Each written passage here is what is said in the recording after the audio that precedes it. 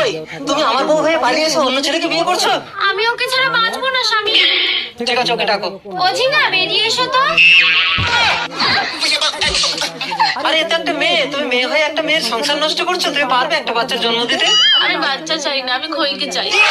ঠিক আছে খই, তুমি ওকে সঙ্গে নিয়ে বাড়ি চলো। যেতে পারি, আমাদের একটা আলাদা রুম দিতে হবে। খই সবসময় আমার কাছে ঘুমাবে। আচ্ছা ঠিক আছে, আমি না হয় কোলবালি জড়িয়ে ঘুমাবো। চলো বাড়ি চলো। এসো, তোমরা দুজন এই রুমে থাকবে আর আমি এই রুমে থাকবো।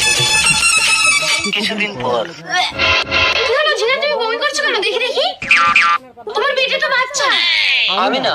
তোমার জন্য আমি পুরুষের সঙ্গ ছাড়লাম আর তুমি পরপুরুষের সঙ্গ ধরেছো। বলো কার সাথে কি করেছো? বলবে না তো? আমি ল্যাংড়া বাবার কাছে গিয়ে কালো জাদু করে সব জেনে নেবো। বাবা, আমার বউ চলে গেছে, তোমাকে এত টাকা দিলাম, আমার বউকে আনতে পারলে না? কচু কচু না, সবাই আমাকে কচু দা বলে ডাকে। আমি সাধু হয়েছি কেন বলতো? কেন? আমার বউ চলে গেছে বলে। আজ থেকে পিস্তল ছেড়ে দুজনে